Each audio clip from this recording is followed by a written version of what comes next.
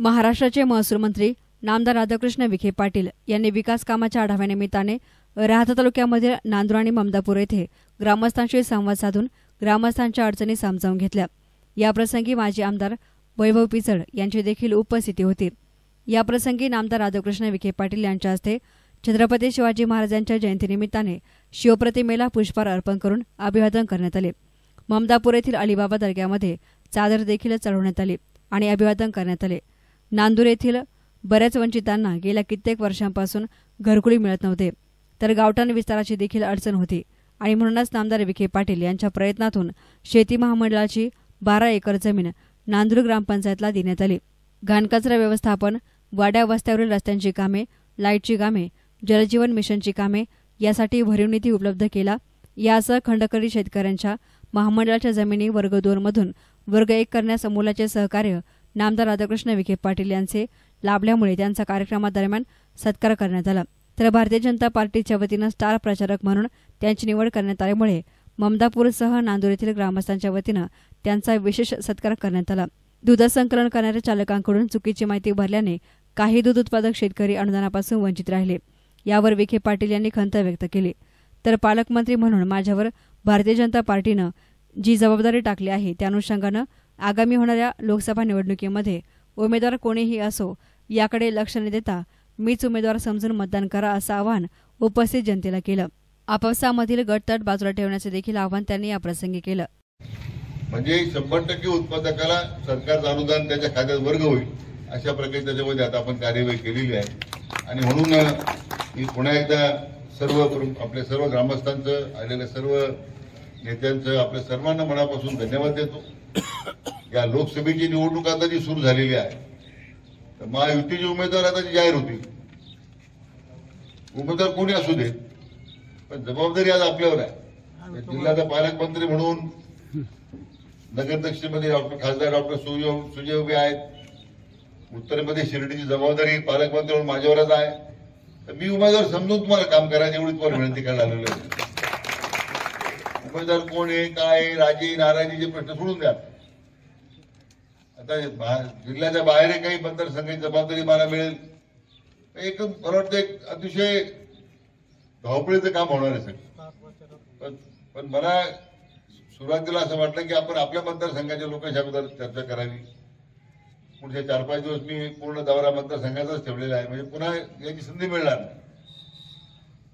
त्यामुळे महायुतीचे उमेदवार जे आता आपल्या त्या ठिकाणी जाहीर होतील त्या उमेदवाराच्या दृष्टीने आपण सगळ्यांनी अजिबात कुठला मतभेद काही ठेवायचे नाही।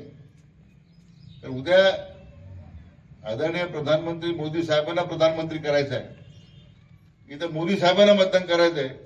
उमेदवार कोण आहे याला फार महत्त्व देऊ नका। त्या दृष्टीने आणि पालकमंत्री म्हणून मी परत सांगेन की माझी जबाबदारी आहे, तर मला कृपया खाली पाय लावू नका। जे काही भरभरून पाय द्यायचं ते आपल्या महायुतीच्या उमेदवाराला द्या, एवढीच आपल्याला सगळ्यांना विनंती करणार आहे। तर मी त्यांच्या विचारावर आधारितच आपण सगळे काम करतो, आपण राज्य सरकार काम करतो। या सगळ्या प्रक्रियेमध्ये त्यांच्या विचारधारा समोर ठेवूनच वेगवेगळ्या धोरणाची अंमलबजावणी करण्याचा प्रयत्न सरकार करतं। त्यामुळे बहुजन समाज असेल, इतर मागासवर्गीय असतील, आदिवासी आहेत, आमचे मागासवर्गीय बांधव आहेत, या सगळ्या समाजाच्या उत्कर्षाकरता आणि त्यांच्या जीवनामध्ये आपल्याला परिवर्तन करता आलं पाहिजे या दृष्टीने आपण काही प्रयत्न करतो आणि म्हणून त्याकरता या सगळ्या योजनेची अंमलबजावणी प्रभावी झाली का नाही याचाही सुद्धा आढावा या निमित्ताने घ्यावा अशी माझी कल्पना होती। पण आपले ठरलेले प्रश्न आहेत, रस्ता झाला पाहिजे, अमुक झाला पाहिजे। मी आता म्हटलं गावात आल्यानंतर ज्या शेतकऱ्यांच्या वर्ग 2 जमिनी हे केल्या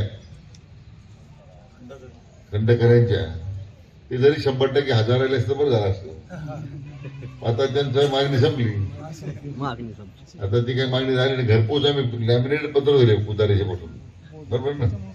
तर नांदूर बुद्रुक राहिलं चुकून नाव टाकायचं, ते आता मी दुरुस्त करून देतो आपण, तुमची ती अडचण नाही आहे।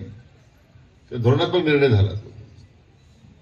गावच्या विस्तारीकरणासाठी जसं आदिवासी घरकुलाला जागा नव्हती, आज जी 11 एकर जमीन दिली याची किंमत किती आज आपल्या बाजारभावानं? कमीत कमी 2.5-3 कोटीची जमीन आहे ती. 5 कोटीच्या पुढे जाईल. आपण ती विनामूल्य दिली. परंतु या दृष्टीने याचं महत्व किती गावकऱ्यांना आहे? गावाला येतं सुद्धा केव्हा तरी तुम्हाला त्याचं आत्मपरीक्षण केलं पाहिजे. आणि म्हणून जी काही संधी आपल्यामुळे मला मिळाली त्या संधीच्या माध्यमातून जेवढं विकासात्मक काम करण्याचा आपला प्रयत्न आहे तो करण्याचा आपला प्रयत्न आहे. म्हणून माझी अपेक्षा एवढीच आहे की ठीक आहे, जे काही रस्त्याची कामं राहिली असतील आता मला सांगितलं गेलं तर त्यातून आपण ती ह्या वर्षभरामध्ये ती सुद्धा मार्गी लावू. तर या बैठकीच्या माध्यमातून त्यांनी नांदूर आणि ममदापूर परिसरामधील झालेल्या विकास कामांचा आढावा घेतला.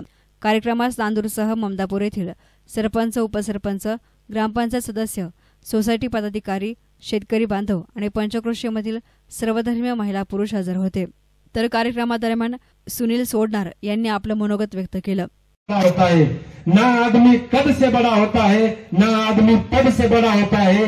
जो दूसरों के मुसीबतों में खड़ा होता है वो सबसे बड़ा होता है. असे आपल्या जिल्ह्याला लाभलेले नेतृत्व आपल्या जिल्ह्याचे पालकमंत्री माननीय नामदार राधाकृष्णजी विखे पाटील हे कायम सदैव आपल्या जिल्ह्याच्या, आपल्या मतदारसंघाच्या आणि आपल्या तमाम जनतेच्या मध्ये राज्य करून आहे. आणि खरोखर त्यांचं जे लोकप्रतिनिधी आणि जनमानसात जी प्रतिमा आहे, जनमानसा म्हणजे गोरगरिबांच्या मनात साहेब तुम्ही वसलेले आहेत. आणि हा समाज, हा गोरगरीब सदैव तुमच्या पाठीशी राहील हे मी एवढं बोलतो आणि माझे 2 शब्द संपवतो. यानंतर एस9 मीडियासाठी प्रतिनिधी युनुस इनामदार, राहता.